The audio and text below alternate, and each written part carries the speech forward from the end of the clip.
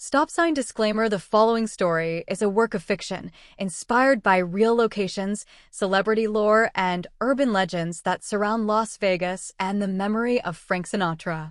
It is not intended to disrespect or misrepresent any real individuals, including Frank Sinatra or his estate.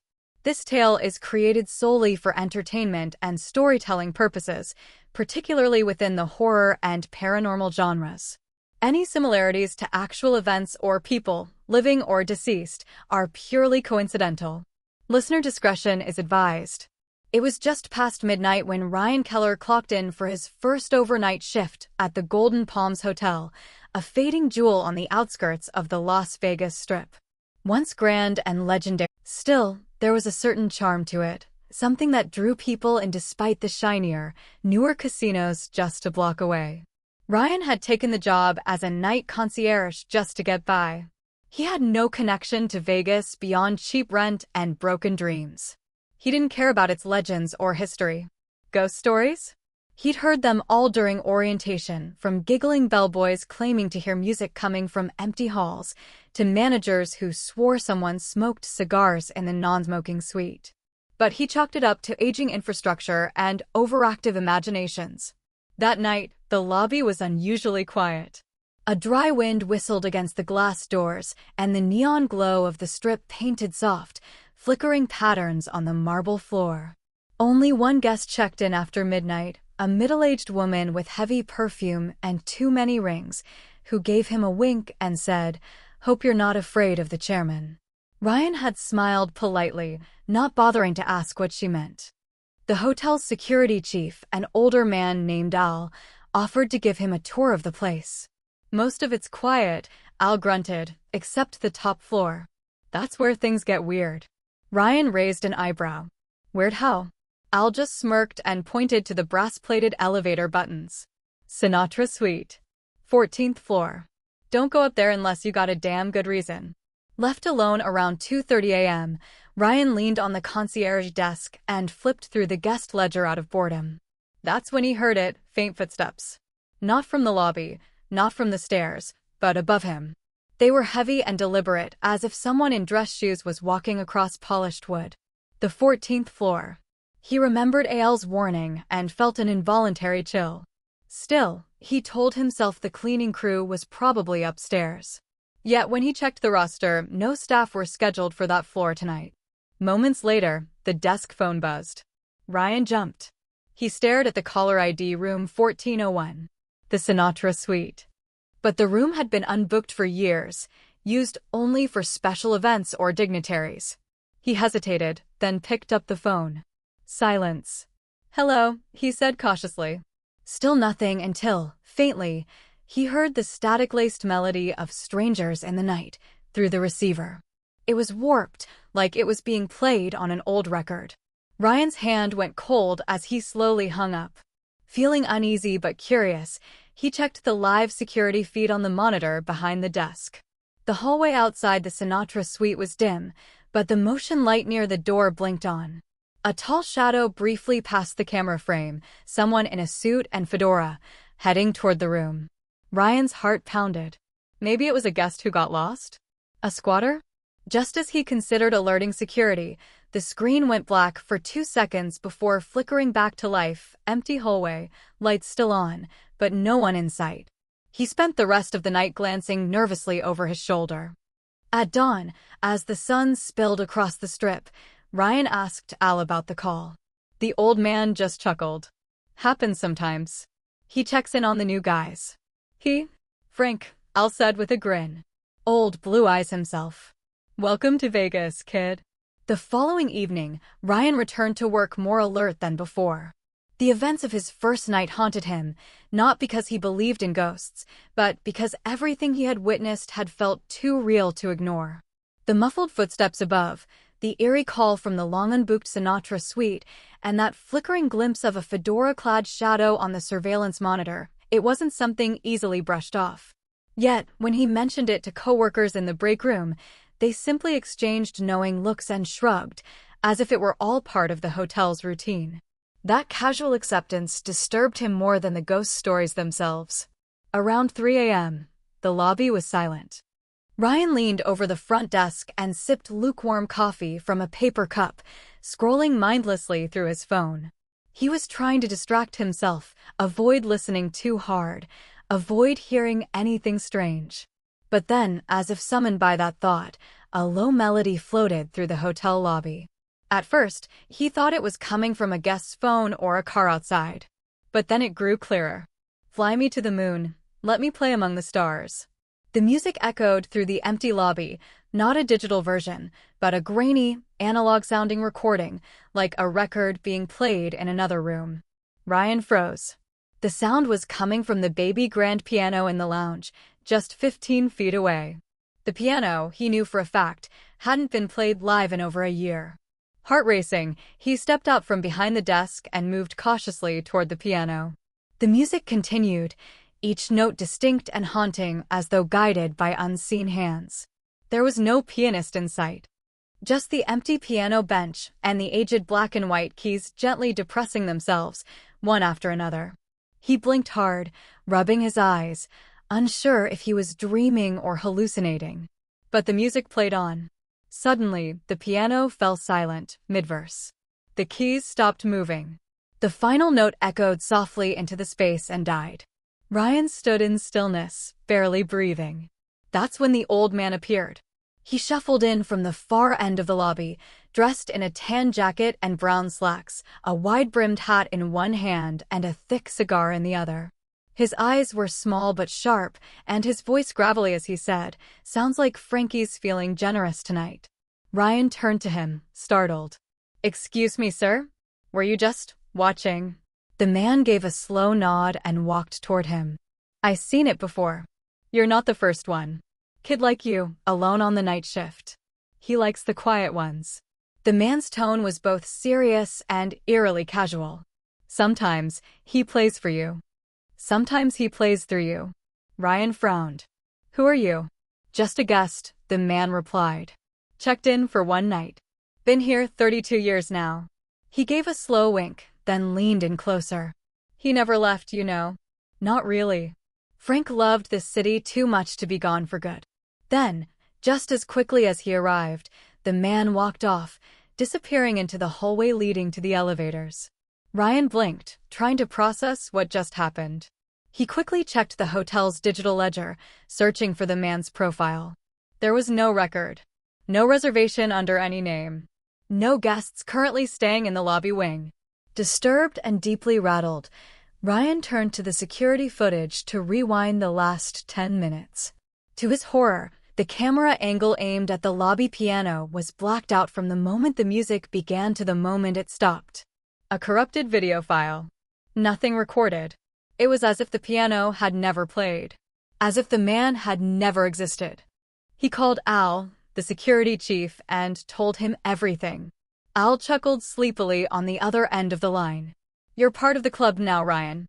Everyone gets their own Sinatra moment. Some sooner than others." Ryan didn't sleep that day.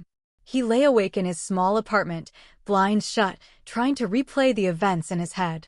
He wasn't superstitious, but what he experienced defied explanation. It was too vivid, too personal. The music had felt like a memory, like someone whispering from the past directly into his bones. What disturbed him the most, however, wasn't the song or the piano or even the ghostly guest. It was how beautiful the music had sounded. Ryan's curiosity had officially turned into obsession. After the strange piano performance and the visit from the mysterious guest who didn't exist on any record, he couldn't simply go back to treating the hotel as just another job. Someone was trying to communicate with him. And it wasn't just about a haunting. It felt personal. It felt like a story that had been waiting for someone to listen. The following day, Ryan visited the hotel archives, a dusty storage room in the basement level filled with yellowing newspapers, black and white photographs, and ledgers dating back to the 1950s. The Golden Palms Hotel had been one of the most luxurious spots in Las Vegas during its prime. It hosted everyone from mobsters to movie stars, but none more frequently or more famously than Frank Sinatra himself. He found a framed photograph of Sinatra standing at the hotel bar in 1962, holding a glass of Jack Daniels and flashing that signature smile. Standing beside him were two other men, Dean Martin and Sammy Davis Jr. Ryan stared at it for a long time. It was more than just history. It was like a time capsule of a world that refused to fade. As he dug deeper, he came across articles and staff journals referencing the so-called Sinatra Suite, officially Room 1401. It had been designed especially for Frank during the years he headlined at the Sands. Red velvet drapes, a personal phonograph, mahogany furniture, and hand-picked artwork, Frank had demanded a level of style that mirrored his taste for old-school class. The room had been closed to the public after his passing in 1998, though it was rumored to be opened for high rollers or industry elites on rare occasions. But that wasn't all Ryan discovered. In a faded newspaper clipping from 1977, the headline read, "Young lounge singer found dead in Sinatra Suite. Suicide or something stranger?" The article detailed the death of a 24-year-old singer named Johnny Romano, who had been working as a lounge act trying to make it big. According to the staff report, Johnny had been caught sneaking into the Sinatra Suite late one night with a stolen keycard. Hours later, his lifeless body was found sprawled across the couch with a shattered whiskey glass nearby and the record player spinning "My Way" on repeat. The cause of death was officially listed as alcohol poisoning, but there were whispers of something else, something unexplainable. Several hotel workers reported hearing Sinatra's voice live through the phonograph speakers just before Johnny was found, even though the record playing was purely instrumental. A hotel manager at the time wrote a memo that Ryan uncovered in the margins of a logbook. Romano was warned not to play games with Frankie's legacy. Some things in this hotel belong to the past, and they don't like being disturbed. Ryan felt a chill crawl up his neck as he turned the pages. This wasn't just a haunted room, it was a shrine. And people who disrespected it suffered. He began piecing together a pattern. Over the years, guests who mocked the decor, played rap music loudly in the suite, or tried to modernize its ambience often reported strange incidents. One executive tried turning the room into a mini recording studio and allegedly woke up with deep scratches across his chest, arranged like sheet music bars. Another guest claimed they saw a tuxedoed man standing at the foot of their bed, whispering lyrics to "The Best Is Yet to Come" before vanishing into thin air. Most of these stories had been buried, brushed off as gossip, or conveniently deleted from the official records. But Ryan could feel a story pressing itself forward, wanting to be told. This wasn't just about Frank Sinatra. It was about a legacy so strong, so tied to a place, that it refused to die.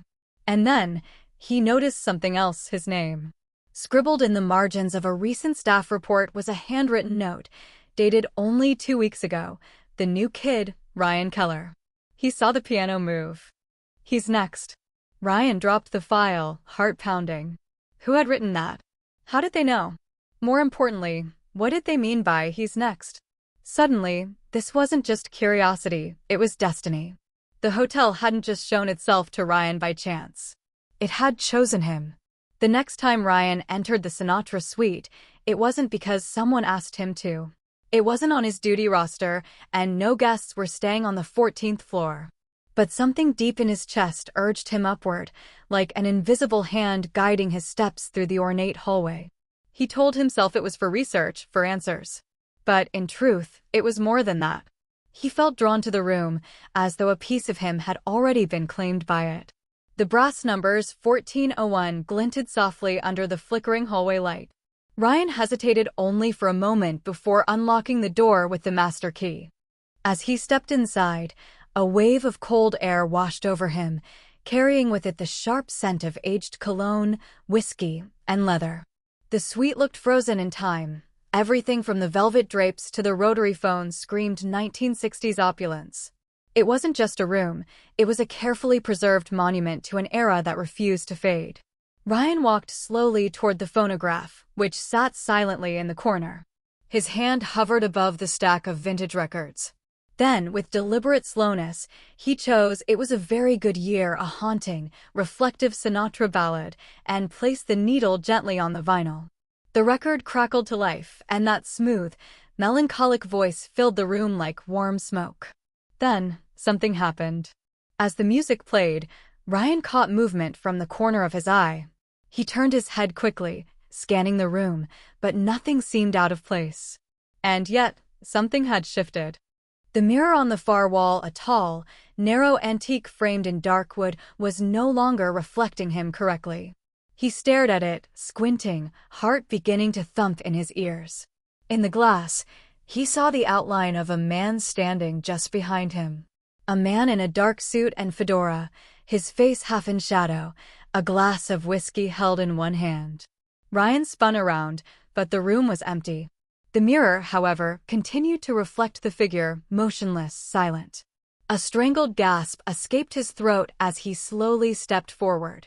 The figure remained where it was, standing behind his reflection, unmoving. Then it raised its glass in a slow, deliberate toast, as if to acknowledge Ryan's presence. Frozen in place, Ryan whispered, "Frank." The man in the mirror did not respond. But the expression on his face, a half-smile mixed with a glimmer of warning, sent a shiver down Ryan's spine. He reached out to touch the mirror's surface, his fingertips just brushing the glass. Suddenly, the music distorted. The vinyl began to skip violently, looping a section of the song, "When I Was 17. When I was 17. When I was 17. Ryan backed away from the phonograph, panic rising. The lights in the suite dimmed, then pulsed rhythmically with each repeat of the skipping lyric. He covered his ears, trying to block out the sound. Then, all at once, the music stopped. Silence returned, thick and oppressive. Breathing heavily, Ryan glanced back at the mirror. The figure was gone. Only his reflection remained. Shaken, he grabbed his bag from the floor and pulled out a small voice recorder. Determined to capture some evidence, he clicked it on and spoke softly into the mic. "This is Ryan Keller. I'm in the Sinatra suite, room 1401. I just saw something. A figure in the mirror. It looked like Sinatra. I don't know what's going on, but I need to." He stopped. Through the tiny speaker, a second voice whispered clearly, "Don't forget the music." Ryan dropped the recorder. It bounced once, then landed with a soft thud on the carpet. He hadn't said that. No one had. But the voice was unmistakable, low, husky, charismatic. It was him. Heart pounding, Ryan scooped up the recorder and replayed the audio. The whisper was still there, embedded in the recording like a signature. He bolted from the room, locking the door behind him.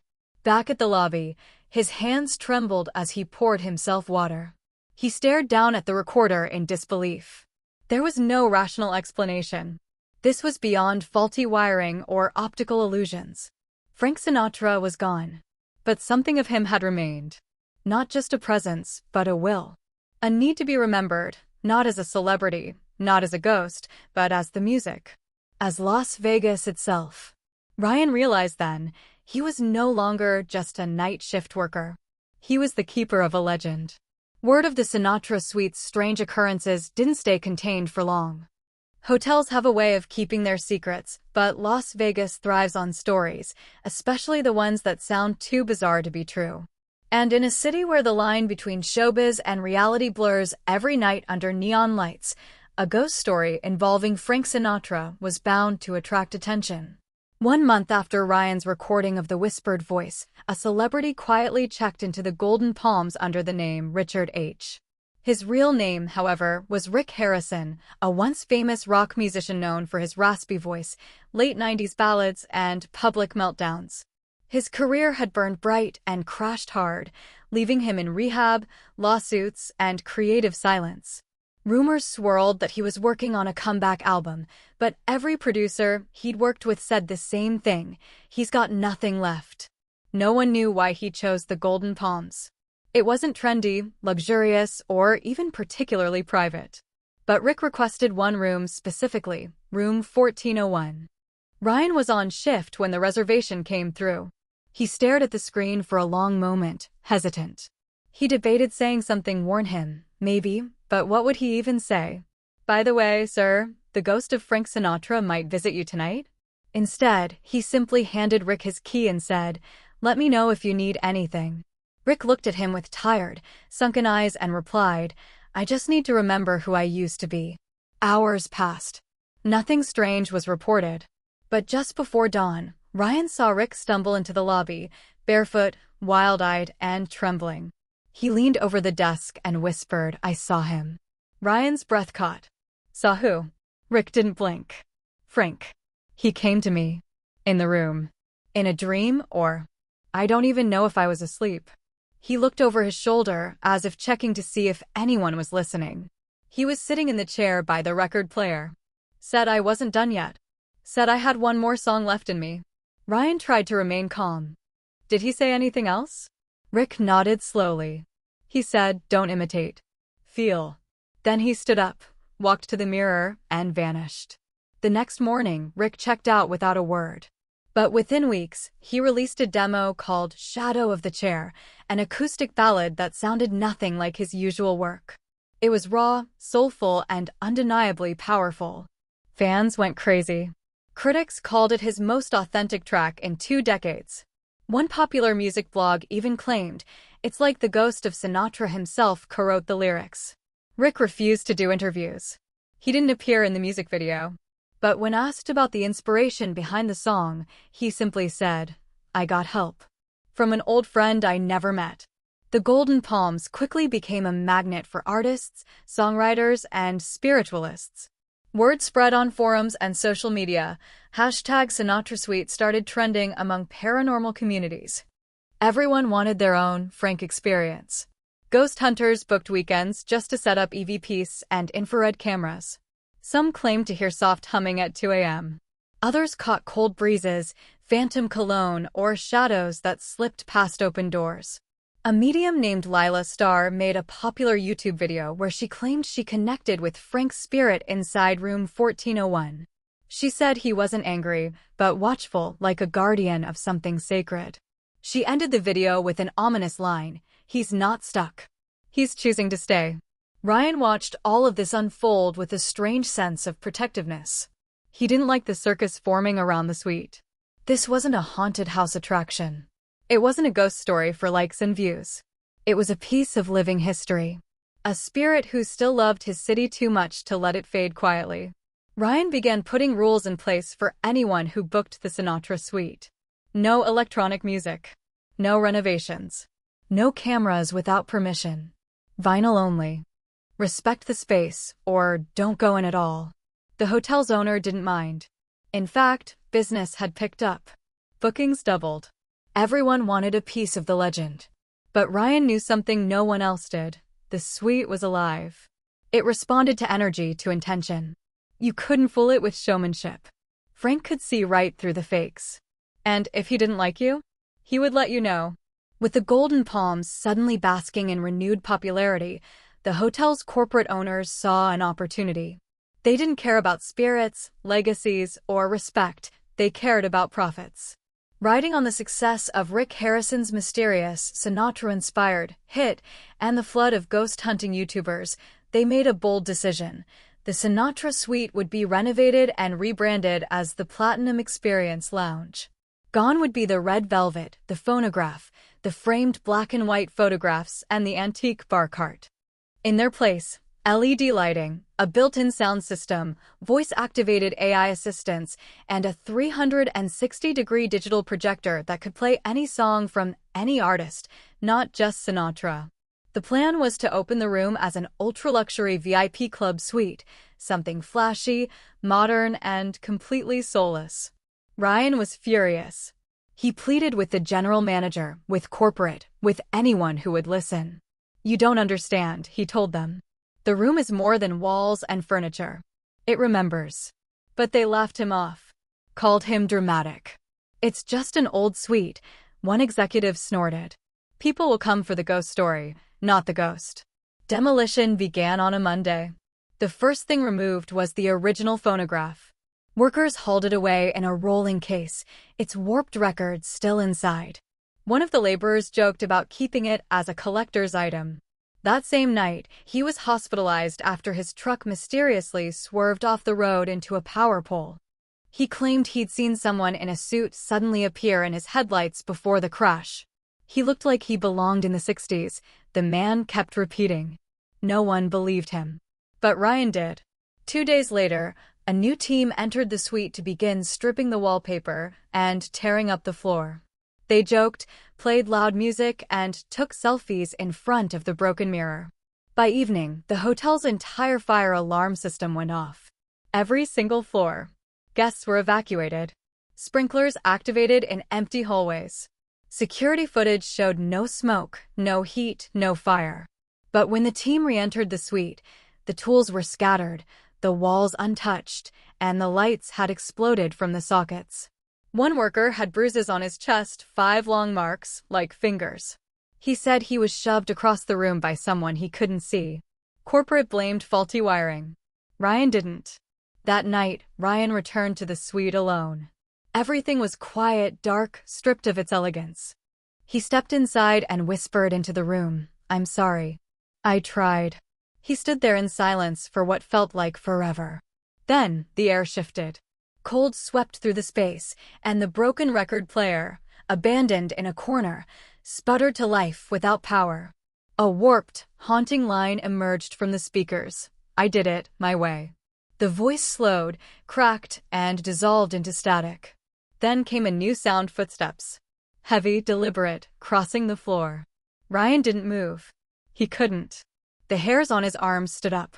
The room was breathing again. Behind him, the light from the hallway dimmed. A faint glow formed in the cracked mirror, just enough to reveal the silhouette of a man in a tuxedo. Fedora tilted. Arms crossed. Watching. The hotel's general manager resigned the next day after he was locked in the suite for over an hour during an inspection. When they finally pried the door open, he was sitting in the corner, pale and trembling, muttering lyrics under his breath. He never said what he saw, but he left Vegas and never returned. After that, corporate gave up. Quietly. No announcement. No press release. Renovation plans were canceled, and the suite was closed to the public indefinitely. But late one night, Ryan received a private call from the hotel's board. "You win," they said. "Keep the room as is. Just keep it calm." Ryan nodded silently. Frank had spoken not through words, but through presence. He didn't need a press conference or a warning letter. He'd always been the kind of man who let his voice and his silence say everything. And this time, he made damn sure Vegas remembered. The Sinatra suite remained closed after the incident. It was no longer available to guests or staff. The brass numbers 1401 were removed, and the elevator button for the 14th floor was quietly disabled. But everyone in the hotel knew the room still existed, and so did he. Ryan, however, felt an unshakable connection. The room had shown him things, whispered to him, even protected him. Now, it felt like it was waiting. Weeks passed, and Ryan couldn't shake the sense that something had been left unfinished. The suite hadn't hurt him, it had chosen him. And with the phonograph destroyed, the mirror cracked, and the furniture torn out, something inside the room felt broken, incomplete. He knew what he had to do. One evening, long after his shift had ended, Ryan returned to the Golden Palms in plain clothes. He carried a single object, a pristine vinyl record of Frank Sinatra's 1966 live performance at the Sands Hotel, a legendary concert that had once electrified Las Vegas with class, charisma, and raw style. It was a limited reissue, something Ryan had spent weeks finding online. He walked the quiet hallways until he reached the 14th floor service stairs. There was no elevator button anymore, but the old stairwell still led up. His footsteps echoed as he climbed, floor by floor, until the familiar door stood before him. The golden plate 1401 was gone, replaced with a blank wooden frame. But the feeling was unmistakable. The air felt colder, but not unwelcome. Ryan unlocked the door using the old master key he had refused to return. Inside, the suite was still. The stripped furniture had never been replaced. The wallpaper remained torn in places. Yet somehow, the room had calmed. The oppressive energy that once lashed out at intruders now hummed with a quiet stillness, as though listening. He stepped forward and placed a modern portable turntable, fitted with analog dials and classic wood trim, on the old marble bar counter. He set the needle carefully on the vinyl. With a faint crackle, the unmistakable voice filled the air. "Come fly with me, let's fly away." The suite responded instantly. The temperature rose not unpleasantly, but like the warmth of a spotlight. The cracked mirror vibrated slightly, then settled. The dim wall sconces flickered to life, even though they hadn't worked in months. The air smelled faintly of cigarette smoke and aftershave. And then, he heard footsteps. Familiar ones. Polished, deliberate, pacing across the wooden floor. Ryan turned around slowly. Standing across the room was a figure. Tall. In a dark tuxedo. Fedora casting a shadow over his face. A whiskey glass in hand. Frank. He didn't speak. He didn't need to. His presence said everything. This wasn't the angry, vengeful force that had terrified workers and sent executives fleeing. This was the legend. The artist. The man who built his soul into the walls of this city. Ryan didn't flinch. He simply nodded, as if greeting an old friend. "I brought the music back," he whispered. Frank raised his glass. A silent toast. The song played on. "If you can use some exotic booze, there's a bar in far Bombay." As the music reached the final chorus, the figure began to fade gently, like a spotlight dimming after the final bow. No fanfare, no scream, no terror. Just a quiet exit, perfectly timed. Ryan stood alone in the room once more. But the energy had changed. No more anger. No more shadows. Only peace. He collected the turntable, left the record spinning, and quietly locked the door behind him.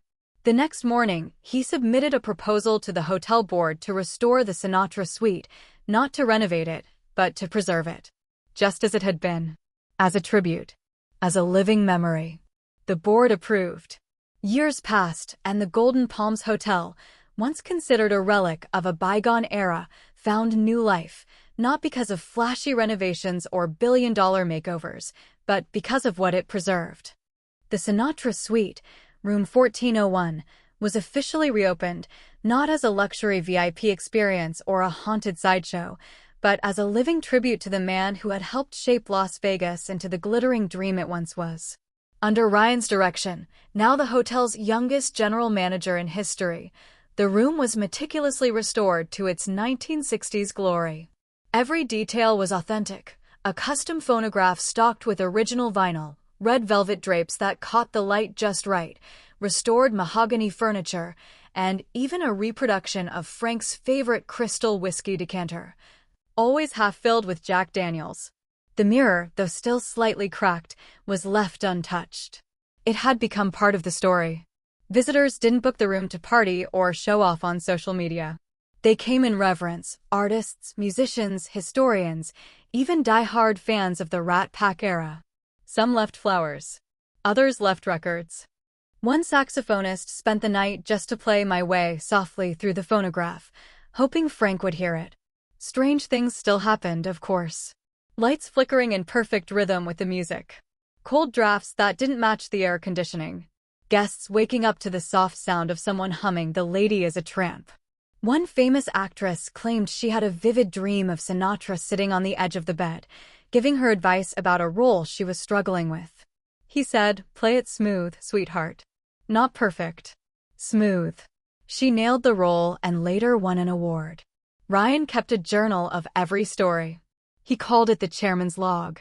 Over time, it became filled with handwritten testimonies, sketches, even song lyrics left behind by guests who believed they'd had a moment with Frank. Not everyone did. Some stayed in the room and felt nothing. But others, they felt everything. One chilly December night, long after closing, Ryan sat alone in the suite. He poured himself a drink, placed a well-worn copy of One for My Baby and One More for the Road on the turntable, and let it spin.